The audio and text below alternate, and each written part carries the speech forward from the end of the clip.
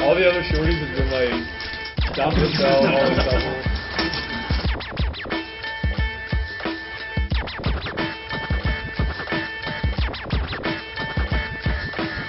And it would be fortunate harder than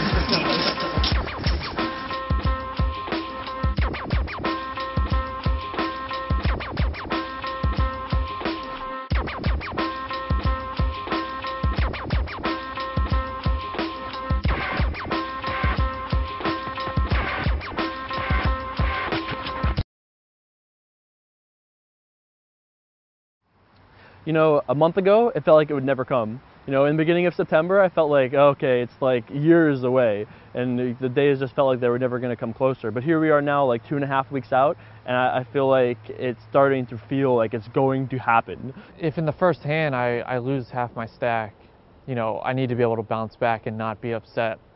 You know, I think one of Russ's biggest strengths is his emotional calmness. You know, Russ is the type of guy where things happen and he's just okay with it. Like he doesn't really ride the emotional roller coaster, which I think is really key as a poker player. I was looking for a coach that I could live with, and it's not like strange for poker players to live together to, you know, work on their games. So I mean that's the type of coach I was looking for, that I could travel around with and just kind of pick his brain to get better. I pretty much picked Stony Brook because I have everything that I wanted here. You know, I have the poker table set up. I have enough space to fit people. Also, the hotel nearby. So I had enough elements that I wanted to incorporate in our training that I picked Stony Brook as our base location. I have no impressions of Stony Brook. It seems a pretty boring place, to be honest. I really have not done anything, and we go to the same restaurant every night, so. You know, Stony Brook is a very quiet place. It's tranquil. We have a university here that's pretty well known. We have a grist mill. We have like a carriage museum. I've been there like once when I was 4 against my will, I'm sure. 2 years ago, I had another decision whether to take a full-time job or become a professional poker player, and I chose to take a full-time job. And to be honest, at points I kind of regretted not taking a shot at poker. I actually didn't have any idea who Russ was until I walked through the door. No, I had no familiarity at all with Russ.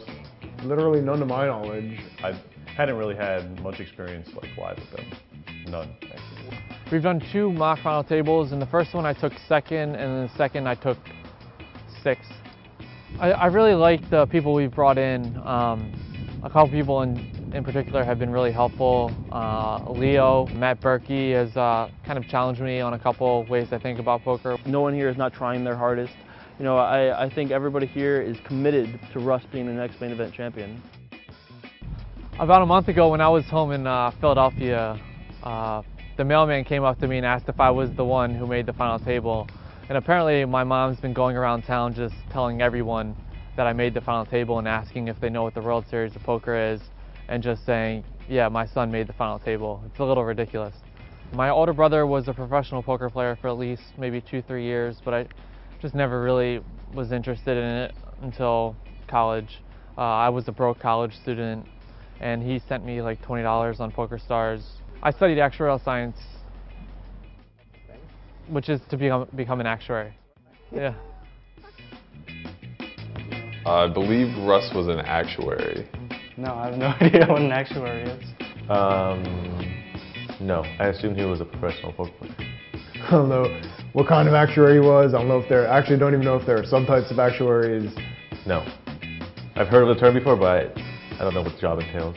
He was not an accountant. Don't call him an accountant. Like an accountant, I guess. Yeah, an actuary is like a computer without a soul, correct?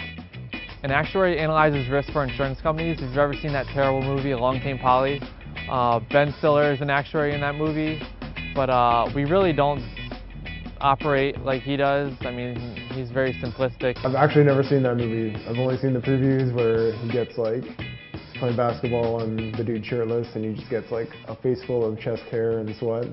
No, it's really... This gave me a second chance at trying poker as a career, and I think I don't think I'm going to go back and work full time. You know, if what I teach Russ makes him move up even just one payout spot, that's $500,000 for him. that goes a long way, you know.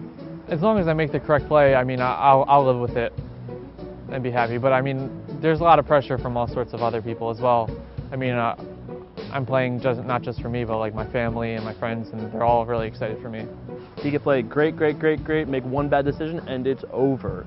To really visualize winning the final table, I mean, actually winning seems as ridiculous to me as making the final table did, you know, a few months ago.